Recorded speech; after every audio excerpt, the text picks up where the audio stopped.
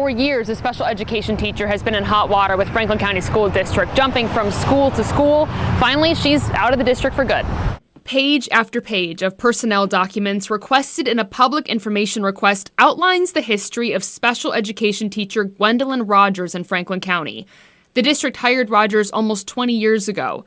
The first request to transfer her came in 2003, another in 2004, then two in 2006, 2010, 2012. The dates keep piling up, Rogers jumping from school to school.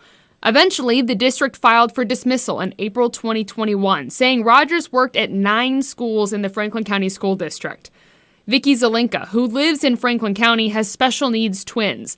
She says Rogers abused her nonverbal daughter, writing in an affidavit as part of the school district's investigation that she noticed scratches and bruises on her.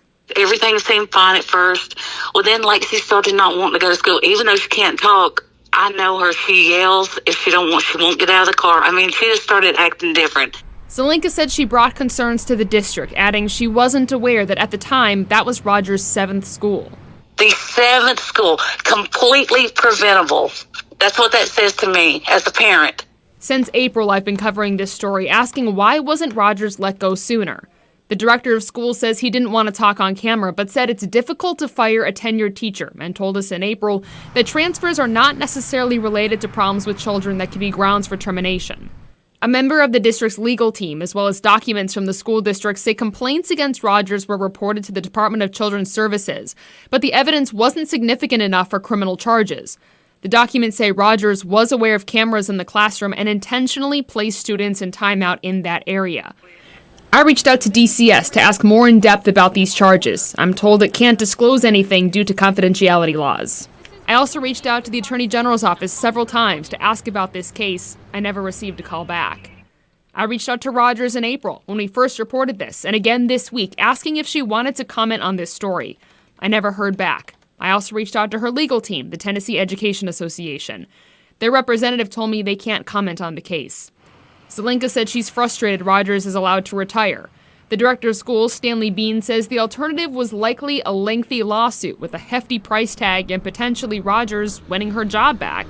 This way, Bean says, there's a flag on Rogers' teaching license, and she's out of the district for good. I'm still angry, to be honest with you. So emotional, though. It's crazy after 6 years that it makes me that emotional. Right inside those doors on the Capitol on the 2nd floor, you'll see that bust. And while the governor's office says it can be removed starting today, some state leaders are pushing back. When in session, Senator Brenda Gilmore walks by Nathan Bedford Forrest's bust several times a day. What goes through your head when you walk past that bust? I assume you walk past it quite often. It's even more hurtful that some of my colleagues, I don't think all of them feel that way, but some of my colleagues and the speakers don't feel the same sensitivity that I would hope that they would feel. Forrest was a Confederate general and Ku Klux Klan leader. The Tennessee Capitol Commission and the Historical Commission voted to relocate Nathan Bedford Forrest's bust to the State Museum. I think people who think like me are not saying that it should be destroyed, it should be toppled down, but that it should just be moved to the museum. Now there are potential roadblocks. While the governor's office tells me today is the earliest anything can happen, they are working to determine next steps.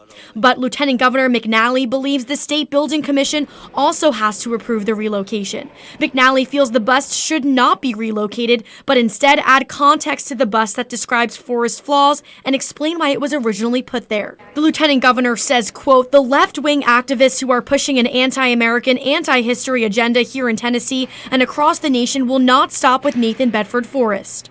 I asked a spokesperson for the Lieutenant Governor through email how this issue will get resolved. He says a July 22nd housing meeting will address this. I think that that's probably what has disappointed most of us, because we feel like that the rules keep changing the closer we get to the finish line. Do you truly believe it will eventually be relocated? I think it will. I can't give you the date and the time when it will, but I think eventually. Senator Gilmore also tells me she feels busts should be used to celebrate people who've had a positive impact here in the state of Tennessee. The state Supreme Court says it will not hear the appeal of a Metro judge's decision that the proposed referendum is flawed and should not appear on the ballot. Davidson County's Election Commission voted to appeal the judge's decision locally, blocking a public vote originally set for later in the month.